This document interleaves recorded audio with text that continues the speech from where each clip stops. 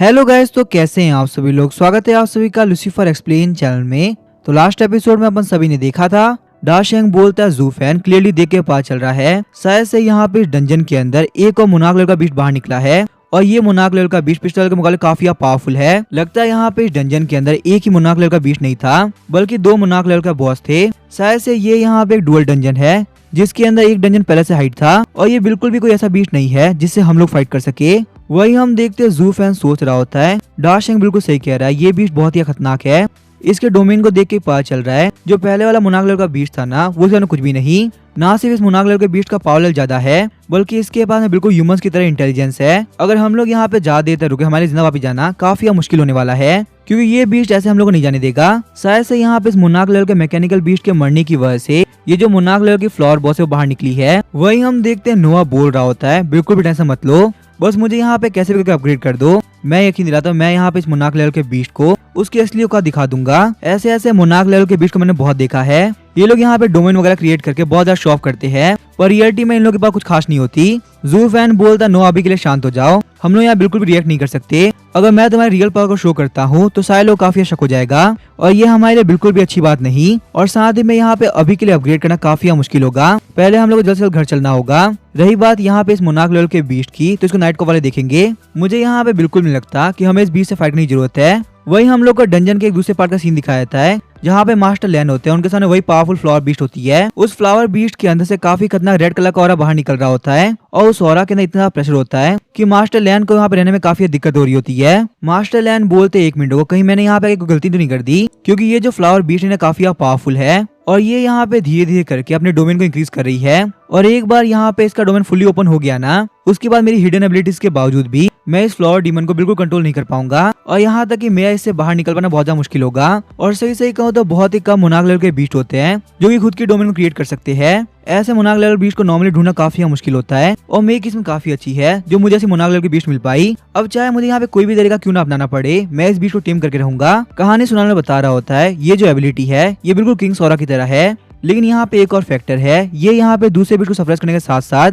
खुद की पावर को भी काफी इंक्रीज करती है। इसी वजह से किसी बीस्ट की डोमेन के अंदर उसको हरा पाना नियरली इम्पॉसिबल होता है। मास्टर लैंड बोलता अगर मैंने यहाँ पे कैसे भी करके इस बीस्ट को टेम कर दिया ना तो यहाँ पे इस टेमिंग वर्ल्ड के अंदर मैं बहुत कुछ चेंज कर पाऊंगा और जो मेरे खतरनाक प्लान्स है उनको भी अंजाम दे पाऊंगा। पूरा का पूरा टेमर वर्ल्ड तुम लोग वेट करो, मैं यहाँ पे इस पूरे वर्ल्ड के अंदर कियोस लेके आऊंगा क्योंकि मुझे इसके अंदर काफी मजा आता है। तो अभी हम देखते हैं मास्टर लैंड को टेमर वर्ल्ड की कुछ फेमस कहानी याद आ रही होती है जहाँ पे ऐसे ऐसे पावरफुल बीस्ट हुए जिनके पास में बहुत ही पावरफुल डोमेन्स थी, जैसे कि मोल्टन लावा डोमेन जो कि एक फायर टाइप बीस्ट के पास होती है। इस डोमेन के अंदर जो फायर टाइप बीस्ट है वो किसी बीस्ट को इजीली खत्म कर सकता है चाहे वो बीस्ट उससे पावरफुल ही क्यों ना हो। लेकिन हाँ एक बात क्लियर होती थी जितना पावरफुल बीस्ट होगा उसकी जो डोमेन होगी वो उतनी बड़ी बनेगी। लेकिन जबकि यहाँ पे ये बीस्ट इतनी पावरफुल थी तो मास्टर लैंड को यहाँ से भागना चाहिए था, पर हम देखते हैं मास्टर लैंड का उल्टा करते हैं। वो वहाँ पे सीधे उस बीस्ट की तरफ अटैक करने के लिए आगे बढ़ते हैं। मास्टर लैंड बोलते हैं मैं यहाँ पे इस बीस्ट के ऊपर स्नीक अटैक करूंगा और उसको इजीली हरा के टेम कर लूंगा। मुझे पक्का से यकीन है मेरी जितनी पावर है मैं काम कर सकता हूँ, पर लगता है यहाँ पे मास्टर लैंड ने खुद को ओवरएस्टिमेट कर लिया। जैसे ही मास्टर लैंड उस बीस्ट पे अटैक करते हैं हम देखते हैं वो फ्लावर बीस्ट उनके हाथ को पकड़ लेती है। भले उस फ्लावर बीस्ट का ध्यान मास्टर लैंड के ऊपर नहीं था पर मास्टर लैंड से डील करना उस फ्लावर बीस्ट के लिए कोई बड़ी बात नहीं। उसके बाद हम देखते हैं अटैक करते हुए फ्लावर बीस्ट मास्टर लैंड के गले को पकड़ लेती है और मास्टर लैंड चाहे कितना भी अटैक क्यों ना करे वो खुद को नहीं छुड़ा पा रहे होते। इससे पहले मास्टर लैंड को सोच पाते हम देखते हैं उनकी बॉडी के आसपास रेड कलर की वाइन आने लगती है। मास्टर लैंड बोलते मुझे यहाँ पे कुछ ना कुछ तो करना होगा, अगर ये वाइन्स मेरे तक पहुंच गई तो मैं नहीं बचने वाला। उसके बाद हम देखते हैं वो अपनी हिडन स्किल यूज करते हुए वहाँ से टेलीपोर्ट हो गए होते हैं और क्योंकि यहाँ पे इस टाइप की एबिलिटी के बारे में उस बीस्ट को बिल्कुल भी नहीं पता था, इसी वजह से उस बीस्ट को नहीं पता चल रहा होता कि मास्टर लैंड गए कहाँ। वो इधर उधर घूमते हुए मास्टर लैंड को देखने लगती है पर उसे कहीं भी मास्टर लैंड नहीं दिख रहे होते। वही हम देखते हैं मास्टर लैंड को जो कि अपने शैडो फॉर्म में आके काफी स्पीड से भागने ट्राई कर रहे होते हैं। उनको पता चल गया होता है अगर वो यहाँ पे रुकेंगे तो उनकी लाइफ बहुत बड़े खतरे में आ जाएगी, पर क्योंकि मास्टर लैंड ने यहाँ पे मोनार्क लेवल की बीस्ट की टेरिटरी में आके उसके ऊपर अटैक किया है और फिर वहाँ से भाग के भी जा रहे हैं। ये उस फ्लावर मॉन्स्टर को बिल्कुल पसंद नहीं आता, उसके हिसाब चाहे कुछ भी क्यों ना हो जाए वो मास्टर लैंड को बिल्कुल नहीं देगी। उसके बाद हम देखते हैं वो फ्लावर मास्टर अपने डोमेन को इंक्रीज करने लगती है क्योंकि ऐसा करने की वजह से वो मास्टर लैंड को ट्रैक कर पाएगी और एक बार मास्टर लैंड उसके डोमेन के अंदर आ गए फिर चाहे वो कितना भी ट्राई क्यों ना करे वो नहीं बचने वाले। यहाँ तक कि हम देखते हैं मास्टर लैंड पोर्टल से बाहर निकलते हुए एस रैंक की मैकेनिकल बीस्ट डोमेन के अंदर आ गए होते हैं पर उस बीस्ट का डोमेन बिल्कुल पीछे नहीं छोड़ रहा होता। वो मास्टर लैंड के पीछे पीछे मैकेनिकल बीस्ट के डोमेन के अंदर पहुंच गई होती है। मास्टर लैंड बोलते इसकी दिक्कत क्या है, ये मेरे पीछे पीछे क्यों आ रही है। मुझे लगता है शायद से मैंने यहाँ पे इस पोर्टल में जाके बहुत बड़ी गलती कर दी, मेरा इतना लॉयल बंदा भी मारा गया और साथ में यहाँ पे मेरी लाइफ के ऊपर भी बहुत बड़ा खतरा आ चुका है। हम देखते हैं फ्लावर डीमन के डोमेन एक्सपेंड करने की वजह से ही पूरे मैकेनिकल बीस्ट डोमेन के अंदर हर जगह फ्लावर उगना स्टार्ट हो गए होते हैं। थोड़ी देर के अंदर हम देखते हैं उस डोमेन के अंदर एक बहुत ही बड़ा फ्लावर उग गया होता है, जिसके अंदर से बहुत ही खतरनाक एनर्जी बाहर निकल रही होती है और वो फ्लावर वहाँ पे शो कर रहा था। एक मोनार्क लेवल के बीस्ट ने इस डोमेन को कब्जा कर लिया है और अब उसके कंट्रोल से किसी के लिए बाहर निकल पाना बिल्कुल इम्पॉसिबल होगा। लेकिन वही थोड़ी दूरी पे हम देखते हैं एक ड्रोन आ गया होता है जो कि वहाँ पे हो रही हर एक चीज को रिपोर्ट कर रहा होता है। वही हम देखते हैं सारी बात टेंजिंग को बताई जा रही होती है। टेंजिंग को पता चलता है मैकेनिकल बीस्ट डोमेन के अंदर एक दूसरा डोमेन ओपन हो चुका है जो कि पहले के मुकाबले ज्यादा खतरनाक और ज्यादा बड़ा है। और अगर यहाँ पे क्लियरली देखा तो इसका डिस्टेंस कम से कम 300 मीटर होगा और 300 मीटर की डोमेन कितनी ज्यादा पावरफुल होती है ये टेंजिंग के रिएक्शन से पता चलता है, क्योंकि ये सुनने के साथ ही टेंजिंग काफी शौक आते हुए बोलती है आखिर ये पॉसिबल है कैसे, आखिर उस मैकेनिकल बीस्ट डोमेन के अंदर इतना पावरफुल बीस्ट कैसे आ गया। एक 300 मीटर के डोमेन का क्लियर मतलब ये है कि वो जो मोनार्क लेवल का बीस्ट है वो कम से कम 3 स्टार रैंक पे होगा। उसके बाद हम देखते हैं टेंजिंग सोच रही होती है पता नहीं जहाँ जहाँ ज़ूफेन जाता है वहाँ पे ऐसी प्रॉब्लम आके जाती है। पिछली बार वहाँ पे एंडनेस डंजन के अंदर इतना सब कुछ हो गया था और अब यहाँ पे मैकेनिकल बीस्ट डोमेन के अंदर एक दूसरी डोमेन ओपन हो चुकी है जो कि पहले के मुकाबले ज्यादा खतरनाक है। अगर ऐसे चलता रहा ना तो मुझे लगता है पक्का से ज़ूफेन को किसी भी डोमेन के अंदर जाने की एंट्री बंद कर देंगे। हालांकि मैं कर भी क्या सकती हूँ, इसमें ज़ूफेन की भी गलती नहीं है। इस बार तो मैंने यहाँ पे ज़ूफेन को एक टीम के साथ भेजा था, फिर भी इतनी सारी दिक्कतें हो गई। वहीं दूसरी तरफ हम देखते हैं डाशन को जो कि हाइरस के पास जाके बोल रहा होता है मेरी बात ध्यान सुनिए,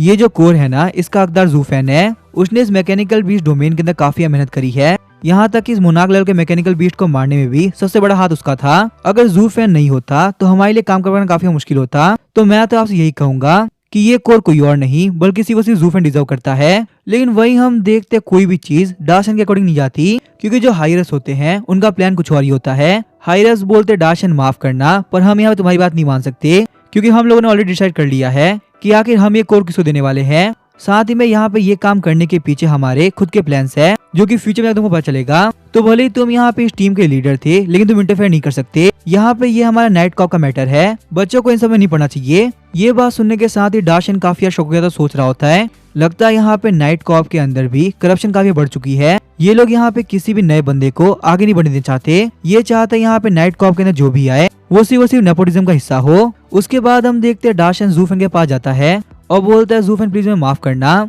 लगता है यहाँ पे नाइट कॉप के हाइरप्स के अंदर ना काफी बेकार लोग भर चुके हैं। उन लोगों ने यहाँ पे चीटिंग करी और कोर किसी को दे दिया। मैंने बहुत ज्यादा ट्राई किया पर मैं कुछ नहीं कर पाया। ज़ूफेन बोलता है डाशन कोई बात नहीं, वैसे भी यहाँ पे हाइरस का कंट्रोल तुम्हारे हाथ में नहीं है। वैसे मैं यहाँ पे इस मैटर को ना इतनी नहीं जान दूंगा, अगर यहाँ पे ये लोग मेरी बात नहीं सुनेंगे तो मैं जाऊंगा टेंजिंग के पास में। वैसे ही मैंने सुना है कि नाइट कॉप के अंदर टेंजिंग की रेस्पेक्ट बहुत ज्यादा है, तो शायद से वो इस मैटर में कुछ कर पाएगी। वैसे भी टेंजिंग ने मुझसे कहा था अगर कोई भी दिक्कत हो तो मैं उसको बोलूँ, वो पक्का से मेरी हेल्प करेगी। तो अभी हम लोग को पता चलता है ये जो कोर है ना ये किसी और को नहीं बल्कि ली फैंग को मिला होता है। ली फैंग बोलता है फादर आपका थैंक यू, सच में आप है ना हमेशा ही मेरे लिए बहुत ज्यादा करते हो। मुझे यहाँ पे ये कोर चाहिए था और आपने सारे लोग खिलाफ जाके मुझे कोर दिला दिया। हम देखते वो हाइरप बोलता है बेटा कोई बात नहीं, तुम बस यहाँ पे इसको लेके जाओ, जाके मेहनत करो, तुम्हें एक बहुत ही पावरफुल टीमर बनना होगा। अगर तुम थोड़ा भी अच्छा कर पाओगे ना तो मैं तुम्हें पक्का से नाइट कॉप के अंदर एक बहुत बड़ी पोस्ट दिला दूंगा, बिल्कुल भी टेंशन मत लो। इसका मतलब यहाँ भी नेपोटिज्म के थ्रू ज़ूफेन के साथ गलत हुआ और इस कमीने ली फैन को ये मैकेनिकल कोर दे दिया गया। और वहीं ये कमीना लीफ ने स्कोर के बाद काफी प्राउड फील कर रहा है, जैसे कि इस कमीने ने स्कोर को खुद से कमाया हो।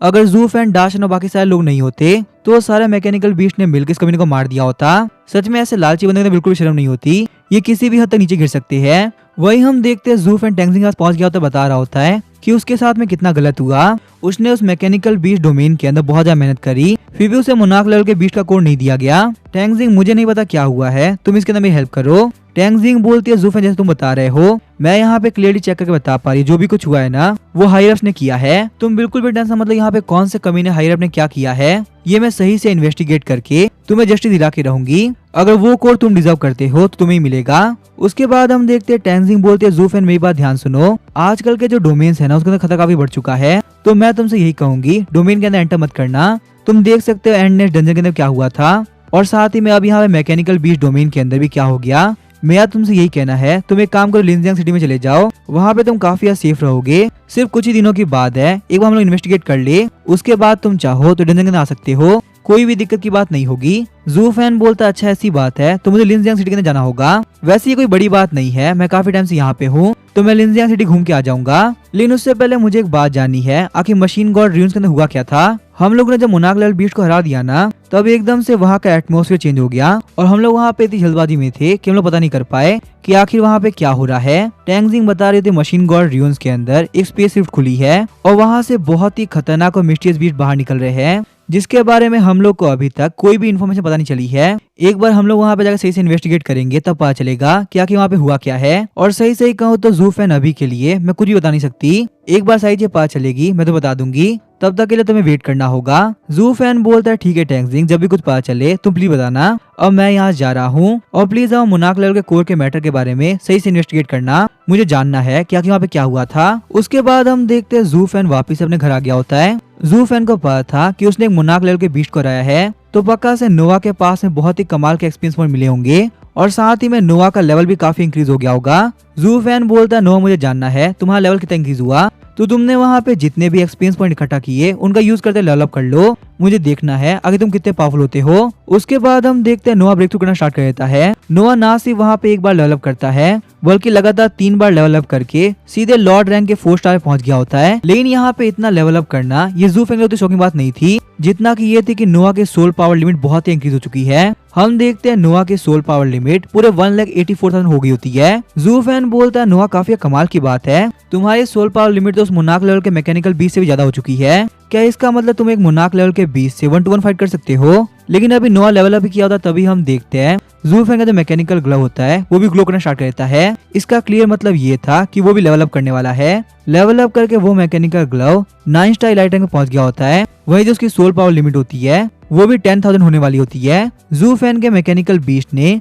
सिंक्रोनाइजेशन एब्जॉर्प्शन एबिलिटी की वजह से इतना लेवल अप कर लिया होता है, पर फिर भी हम देखते हैं अपने मैकेनिकल ग्लव से जू फैन काफी डिसअपॉइंट होता है। जू फैन बोलता है ये काफी कमजोर है, मुझे लगा था लेवल अप करने के बाद कम से कम ये लॉर्ड रैंक में चला जाएगा, क्योंकि सिर्फ लॉर्ड रैंक पे जाने के बाद ही ये पावरफुल बीस्ट के अटैक को थोड़ा बहुत ही ब्लॉक कर सकता है, वरना फिर ये मैकेनिकल ग्लो मेरे किसी भी काम नहीं आएगा। आजकल मैं क्लियरली देख सकता हूँ डंजन्स के अंदर बहुत ही पावरफुल बीस्ट आ रहे हैं, जैसे कि मोनाक लेवल तक के बीस्ट। वहाँ पे मेरा ये इलाइट रैंक का ग्लव क्या ही कर पाएगा। अभी जू फैन यही सब सोच रहा, तभी हम देखते हैं नोवा वापस से ग्लो करना स्टार्ट करता है। नोवा के आसपास में आइस क्रिस्टल बनना स्टार्ट हो जाते हैं। ये सब देख के जू फैन बोल रहा होता है लगता है नोवा एक नई स्किल सीखने वाला है और ये स्किल होगी आइस टाइप की। तो अभी हम देखते हैं एकदम छोटे छोटे क्रिस्टल होते हैं वो काफी बड़े हो गए होते हैं और नोवा के आसपास वहाँ पे हर जगह स्नो ही स्नो आ गई होती है। जू फैन को पता चलता है नोवा ने जो यहाँ पे एबिलिटी अवेकन करी है वो है आइसी स्काई स्नोफील्ड डोमेन। इस डोमेन को एक्टिवेट करने के साथ ही नोवा के सारी आइस टाइप एबिलिटी 50% इंक्रीज हो जाएगी और बात करें सारी फायर टाइप एबिलिटी की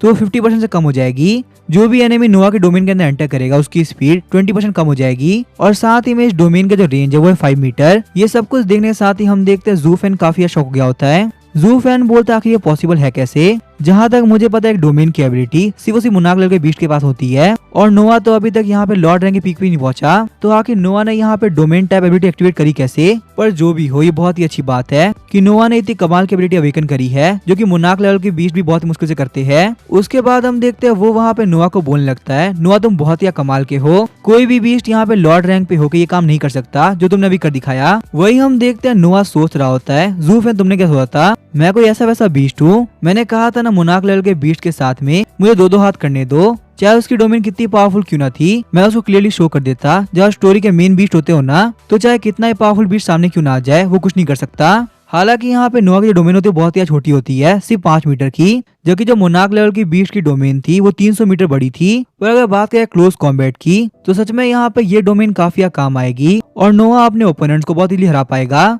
वो उस डोमेन के अंदर अपने एनिमीज को जमा सकता है, यहाँ तक कि उन सारे एनिमीज की स्पीड भी काफी स्लो हो जाएगी, तो उन सारे एनिमीज के लिए नोवा के अटैक को डॉज कर पाना बिल्कुल इम्पॉसिबल होगा। यहाँ पे ये चीज क्लियरली शो करती है कि नोवा के डोमेन के अंदर जो नोवा चाहेगा वही होगा। और सच में यहाँ पे ये एबिलिटी इतनी पावरफुल थी कि हम देखते हैं नोवा 5 मीटर के रेडियस में होने की वजह से जमना स्टार्ट कर देता है। उसके बाद हम देखते हैं जू फैन बोलता है नोवा मेरी बात ध्यान सुनो, फ्रॉड से यहाँ पे स्किल को डीएक्टिवेट कर लो वरना पक्का जम जाऊंगा। वही हम देखते हैं नोवा भी जू फैन की बात इजीली मान लेता है और फटाफट से अपनी डोमेन एबिलिटी को डीएक्टिवेट कर देता है। जिस वजह से वहाँ पे उस रूम का टेम्परेचर बिल्कुल नॉर्मल हो जाता है। उसके बाद हम देखते हैं ज़ूफेन चेक करते हुए बता रहा होता है नोआ एक बहुत ही कमाल की बात है, हमारा एक और दोस्त फाइनली वापस आ चुका है। हम देखते हैं टोड अपने ट्रेजर को ढूंढने के बाद में वापस आ गया होता है। उसके बाद नोआ वहाँ पे खुश होते जाके गेट खोलता है, क्योंकि वैसे भी यहाँ पे ये टोड बहुत ही देर बाद आया है, तो नोआ को उससे मिलने की जल्दी थी। और वैसे भी टोड अपने साथ में एक बहुत ही स्पेशल ट्रेजर लेके आया होगा, जिसको देखने के लिए ज़ूफेन काफी एक्साइटेड था। उसके बाद हम देखते हैं ज़ूफेन टोड को उठा लेता है और बोलता है स्नो टोड मैंने तुम्हें बहुत ज्यादा मिस किया। स्नो टोड बोलता है मैंने भी आप लोग काफी मिस किया।